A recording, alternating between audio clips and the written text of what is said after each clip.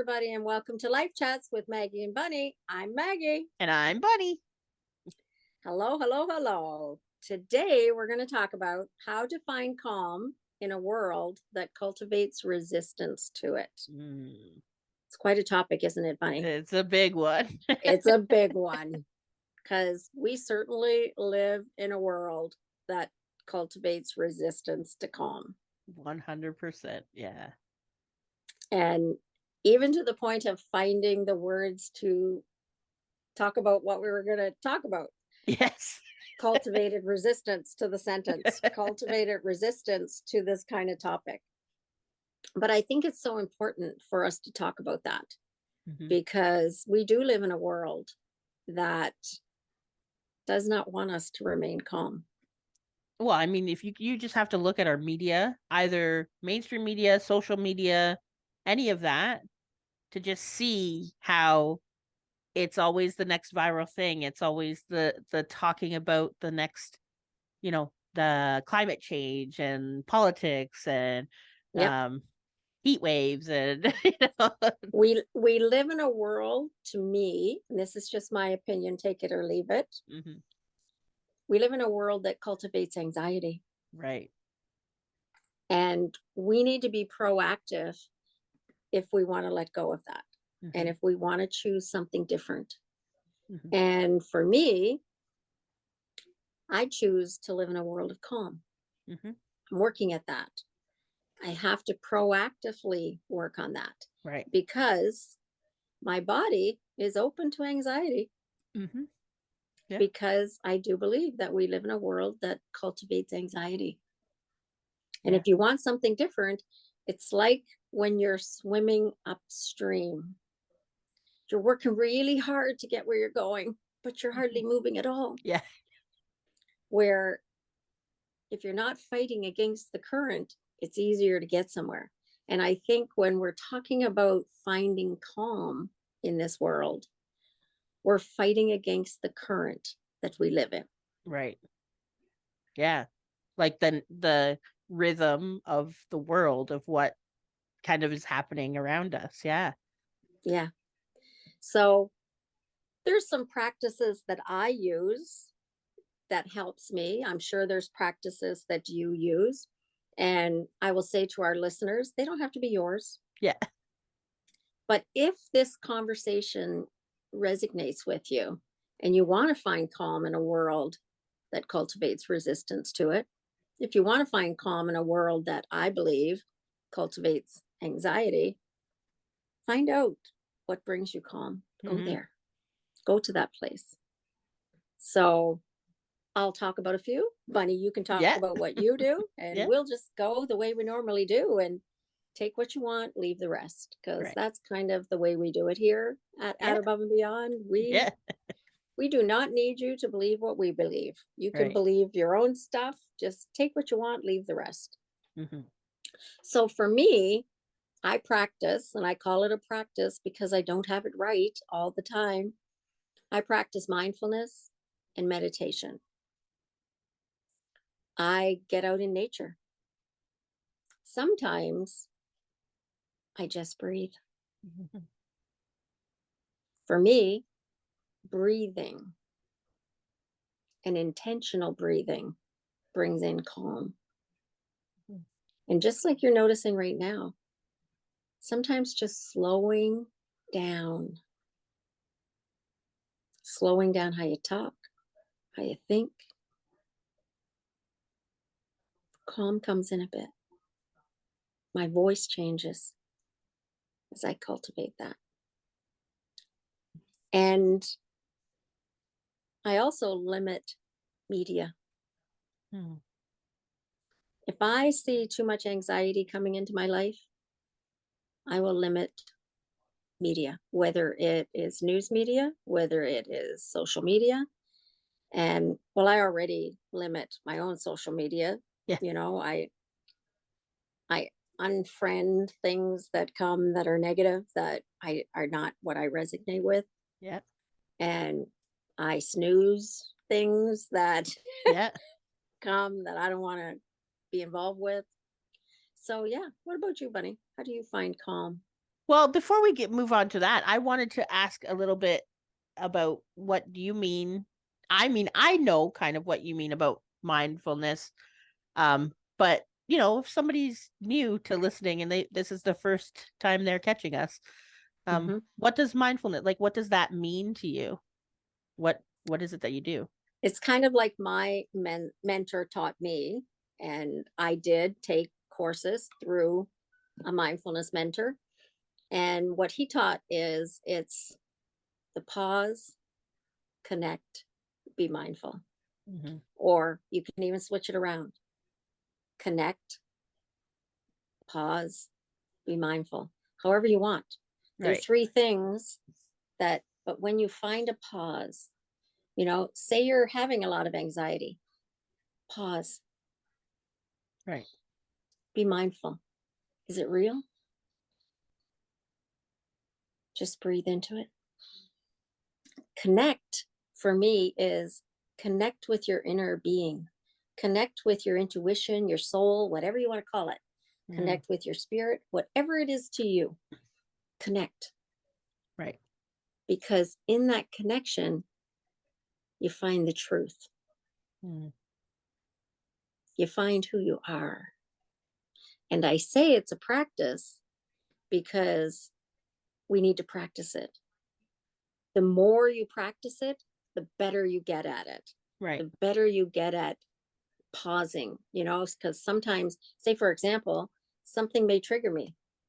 The more I practice mindfulness, the quicker I can go, oh, I need to pause myself a minute. Right. It's the same as you hear all the time. If you're in somewhere and there's a heated argument, step out of it for a second. Yeah. Take a minute. Don't react to that, Right. but respond. Take a moment. And it's all the same thing. Yep. Pause, connect within, and be mindful. And for me, the be mindful is also be mindful of who I want to be. Right. And is what's going to come out of my mouth next or my thought life next aligned with who I want to be? Right. If it isn't, maybe I need to pause a little longer, Right. because the reality of it is I get to choose who I want to be, Mm-hmm. not my emotions, Right. not my thought life, not the world that is around me. Yeah. I get to choose who I want to be. And if I want to be calm, I need to cultivate that. Mm-hmm. I need to practice that. Some days I get it better than others. Yeah. Yeah. And what So does happens that on answer those? your question? Yeah, it does. And what happens on those days when maybe you didn't do it as well as you would have liked? What Well, I happens have on those learned days? over time and practice, Mm-hmm. I've learned to accept that, Yeah. to not beat myself up, Right. to say, oh, it didn't work so well. Right. Next time I'm going to know to do it differently. Mm-hmm. Next time, Right. to just let it go, to not get on the wheel of should have, could have, would have, Yeah. not to get onto that, Mm-hmm. because that hamster wheel, again, takes you nowhere. Right. For sure. You know, that hamster's not getting anywhere when it's on that wheel. It's Yeah. just doing a lot of running. Yeah. So I find the more that I give myself grace and acceptance and understanding, Mm-hmm. yeah, don't beat yourself up. Right. And I'll always think of those things like that you just talked about giving yourself grace and kind of letting yourself off the hook and knowing that it is a practice and you're not meant to be perfect at it every time. There are going Right. to be some days where you're going to be perfect at it, and those days you can pat yourself on the back. Go ahead.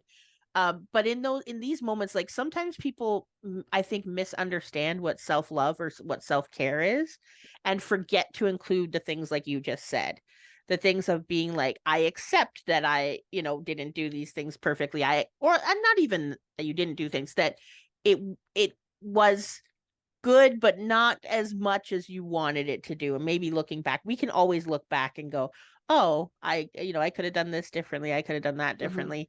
But then that's to then go, okay, well, I'll keep that in mind for next time. And those things are self-care. Yeah. They And are the self-love. important thing about looking back is when you're doing that looking back at how you could have handled things, you also need to remember you didn't know Right. everything that you know now. Hmm. It's like one of my favorite Maya Angelou quotes, Right. do the best you can until you know better. When you know better, do better. Right. So when you're looking back at what I didn't do right, I Yeah. didn't know Yeah.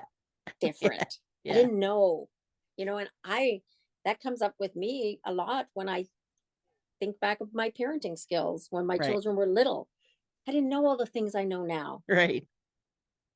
I couldn't do it differently then because I didn't know. Right. And even life So, experience too. You didn't yeah. know even So just why that. would Yeah. you beat yourself up for something you didn't know? Yeah. Because I do believe that But we every do. single one of us is always doing our best. Like every single, in whatever moment, whatever that looks like. If that moment looks like you were a raging person who, I don't know, A threw raging things, Karen. yeah, yeah, said some mean things, swore, said hurtful things on purpose. If you did all of those things in that moment, that was your best in that moment. Did you act in exactly the way that you would have wanted? Probably not. Later, might you kind of look back on some of those things with a little bit of regret? Yeah. But like we said, it's something that you can learn from and go, okay, that isn't calm, that isn't peace, that wasn't as loving as I could be. I do choose to be someone. And that moment, sometimes it bothers me when people say, oh, tomorrow's another day. And I'm like, well, you could still start from right this second. Like you don't have to wait till tomorrow.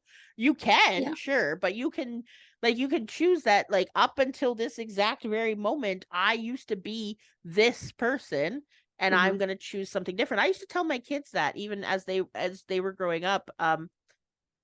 Like just like you, I can look back and see some of the things that, I wish I would have done differently, but that I didn't know at the time.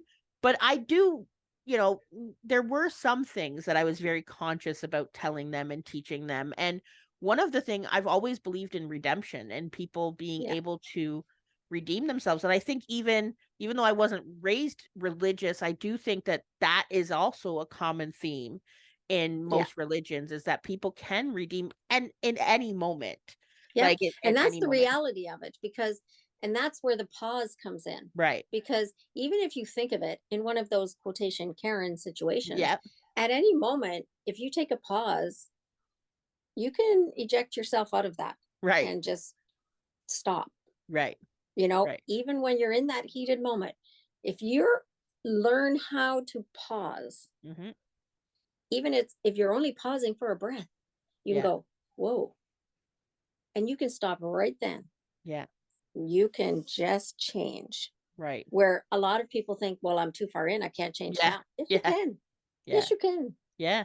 At any second, any Absolutely, you second. can. 100%, you can change in any second. You can choose to, and it's more about becoming aware. Yeah. So like, the biggest things, and I mean they talk about this in a lot of different circles, is that we have conditioning and programming that is subconscious or unconscious that we aren't even aware of. And so Yep. that is the first step. So even if as you're going to change your life to be more calm, to bring more peace, to have more loving interactions and that sort of thing. If you're listening today and you're like, yes, I want this, I want change, I want to do this, how do I do it? First step is going to be, after you decide that you're going to be not hard on yourself and you're not going to guilt trip yourself and do all that, when you give yourself some self-care and some self-love, and that is that you're going to, the first thing that's going to happen is you're going to become aware. So Yeah. in those moments where you are like being the raging Karen, as if we want to use that term, poor Karens out there that are like this, but anyways, if you are the raging Karen, even if while you are saying the things and doing the things, you have that little part of you that says, what are you doing? Like, what are you doing right now? Or do you want to be this hurtful? When you can make those choices, Yeah. just being aware of what you did. And a lot of times it does come to like our beliefs and our, which is the programming and conditioning of, we generally don't get to those moments, even in a trigger or whatever, without some kind of belief Right. that is in there.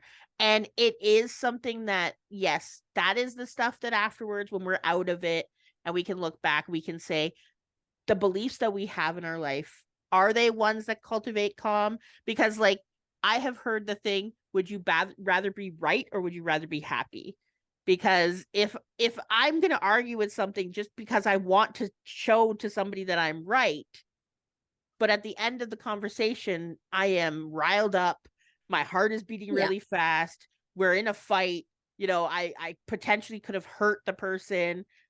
Do I want that as And opposed to in being this right? world, you can certainly find a lot Right. of circumstances if that's what you want to cultivate. Exactly. You Yeah. can find a lot of Right. circumstances to do that. But like you say, it's your choice. Right. Do I want to be right or do I want to be happy? Right. Do I want to be right or do I want to be calm? Right. And yeah, there's a lot of circumstances for that, that's for sure, that And come up every day in our world. I think that also includes the conditioning and the programming of the things that, as you said earlier, shoulds and woulds and coulds, is like, I should be doing this. Like polite society dictates that I have to go here or I have to do this, even if you don't want to, even if you don't. There was something that I heard this week as well, which was, it said, to all the people pleasers out there, how many of the people in your life are pleased? And that hit so Yeah. hard for people, like, when you aren't being authentically you and instead you're trying to do these things for other people, you Yeah. actually find that in most cases those people didn't even want that, or they didn't appreciate that, and then you come away with that not feeling peaceful or calm in yourself because you weren't authentically who you were.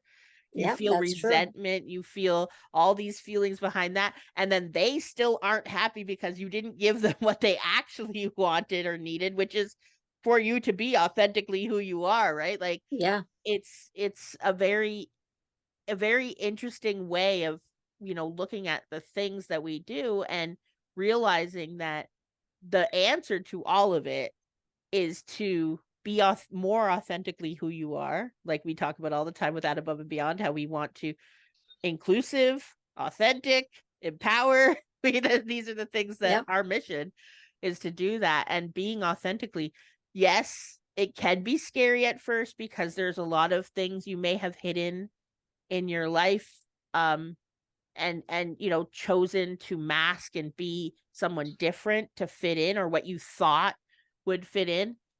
And then as you get older, I really do think that, women in particular, as they start hitting 40s, 50s, 60s years old, they start to kind of give give a shit less. Like, they don't care so much about what other people think about them. And I Yeah. and to me I that can just attest means, to that. and to me that just I feel like that just means they're stepping more into their authentic self. Yeah. When you no longer care what people like, you don't care, a lot of us as moms would be like, oh, we want to make sure that our children reflect what we are as a mother, so we have to make sure that they're acting in a certain way, because if they're not acting in a Yeah. certain way, how does it reflect on us? And on social media I see all the time where a parent will share a clip that they think is cute or funny, and so many people in the comments would rather tell them about how that McDonald's French fry, or the way that they're sitting in the car seat or whatever is completely wrong, or they shouldn't be letting them Yeah. play with the dog, or or you shouldn't have taken the video before you went and helped your kid, in this non-threatening, like, Yeah. it's, maybe their hand is stuck in a toy for a second, they're not in actual harm, but that, them telling them in the comments instead of the, and so now the parent has to defend these things against so many people, like the pressures nowadays, um Yeah. when you go In a into that. world that cultivates resistance to Yeah, calm. it's 100. And I know so many people who would say, but I have to do this. So that's for me a big thing that I want to say. What I do for the my calm and my peace, that's sort of what I call it, is peace, is I get to choose what I do when I do it. And I mean, Maggie can attest to this. When we have plans, both of us know that if we plan to do a Zoom on Wednesday and one of us woke up on Wednesday morning and said, you know what, I have a headache, I don't really feel it today, I'm going to have to cancel, we both give each other that grace of, yeah, that's perfectly okay. Like it's perfectly okay. Where in the past, I have felt pressure to keep commitments, to follow my word, to do the things that I said I was going to do, or to even put undue pressure on things that I thought I needed to do. Yeah. And for now, I choose my peace and my calm and go, like, if this is going to be outside of that. And that goes along and brings us right into healthy boundaries. Healthy boundaries cultivates calm. Right. Because if you don't have healthy boundaries, you're going to be, when you're in that swimming upstream, you're going to be caught by everything. Right. Because it's very easy in this world to find this person who thinks you should do this person who thinks you should do this person who says, oh, you can't do that, you can't do that, you can't do that, you can't do that, you can't do that. But if you have healthy boundaries about what's right for you, that helps cultivate calm in your life. Now, I want to remind listeners that healthy boundaries have nothing to do with the actions of the other person. Like, you're not trying to change them. Right. And you don't even have to tell the other person necessarily that they have these boundaries, that you have the boundaries. So a lot of people will be like, they would say, I'll use the example of somebody that in your life yells at you. And you don't like that. So you want to now put up a boundary about people yelling at you and that you're not going to tolerate that. You don't say to the person, I need you to stop yelling at me. What you do is know within yourself, when this person yells at me, I'm going to remove myself, however that means. If you're in person, you can leave the room. If you're on the phone, you can hang up the phone, like any of those kind of things. But that for you, you're going to, and it's a lot of times it will be like, I won't tolerate people yelling at me, regardless of who they are. It doesn't matter. But I won't tolerate that, or I'll only tolerate this. And those that's the way that boundaries, because I know sometimes with the way that people talk about boundaries, sometimes they get understood, and they become almost like somebody saying, well, you have to stop yelling at me. Like, that's my boundary. You have to stop Maybe yelling at me. that's a topic we have to have about boundaries all by Right. itself one day. Maybe we will. Because it is true. Yeah. It is true. We'll have to look at But that. no, healthy boundaries to me is just for me. Yeah. I don't, like you said, I don't even have to tell you what they are. Yeah. You know, and one of those healthy boundaries is, like you said, I get to choose. Yeah. For me. Yeah. I don't give somebody else that power. Right. To choose for me. Right. I get to choose.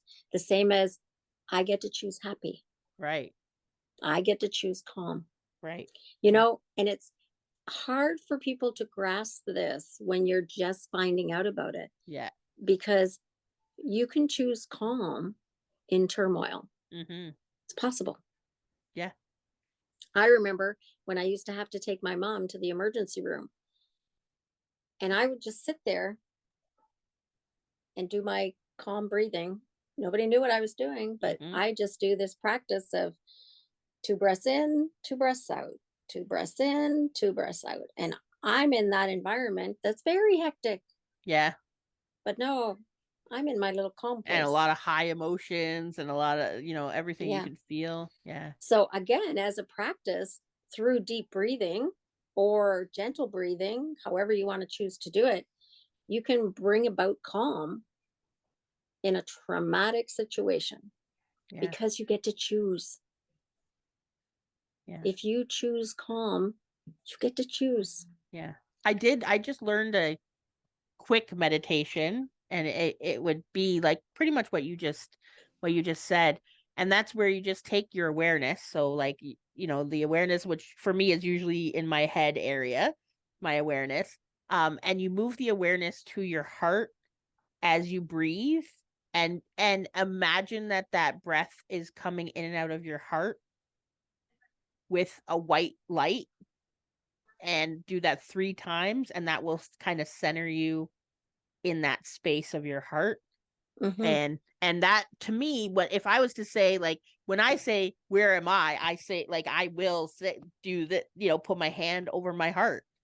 And that's where I say I am. I don't say I'm in my head, even though my Yeah. awareness a lot of times lives up there.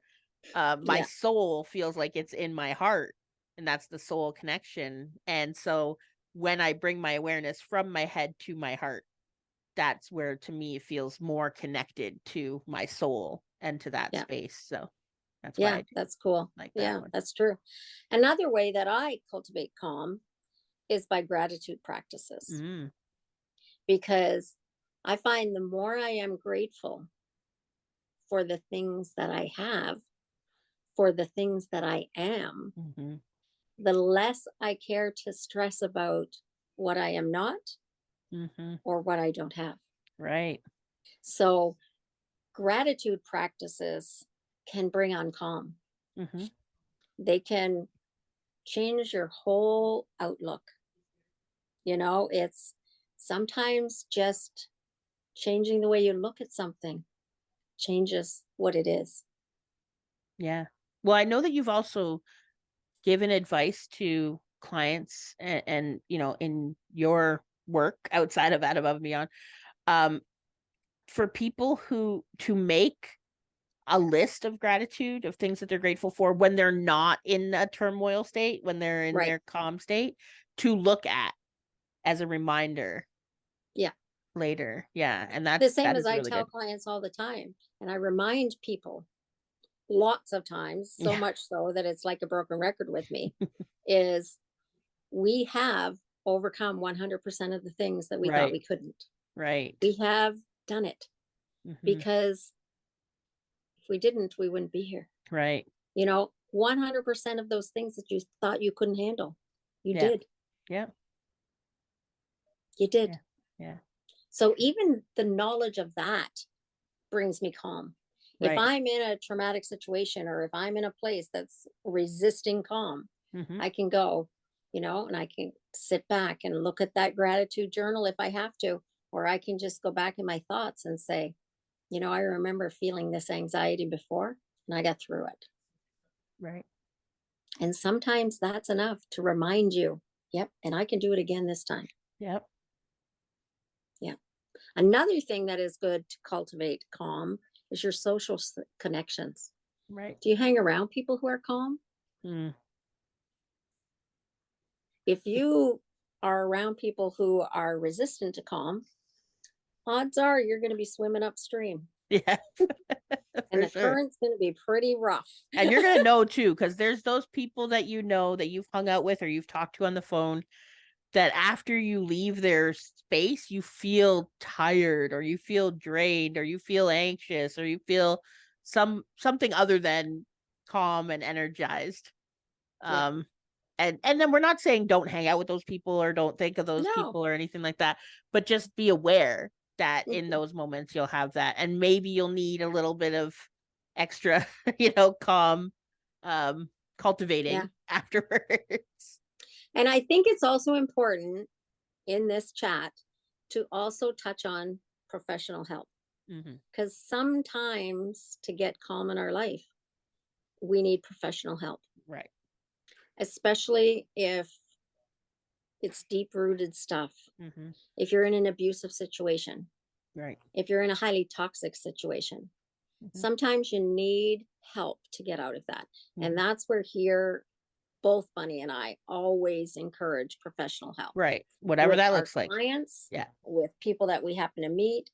And I like to tell people there is no shame in requiring help, Any of it, whether that be ever, medication, whether that be hospital ever. stay, whether that be whatever it is, legal Yeah. help, whatever that looks like, a coach, therapist, counselor, whatever Yeah. you need at that moment, There is do no that thing. shame in requiring help Yeah. because that's what we're all supposed to be doing is Mhm. helping each other home. Right. So if you don't require help sometime, help somebody else. Yeah. But there is no shame whatsoever in requiring help. And Mhm. maybe that's where we'll leave it today That sounds is good to me. Yeah. to find your calm. Just remember it's possible. You can find your calm. Look for it. Go on that journey. Decide whether or not you want to swim upstream Yeah. and how hard you want to swim, or if you just want to hold on to a rock or sit on a rock Yeah. for a while. You Yeah. you have that choice. Yep.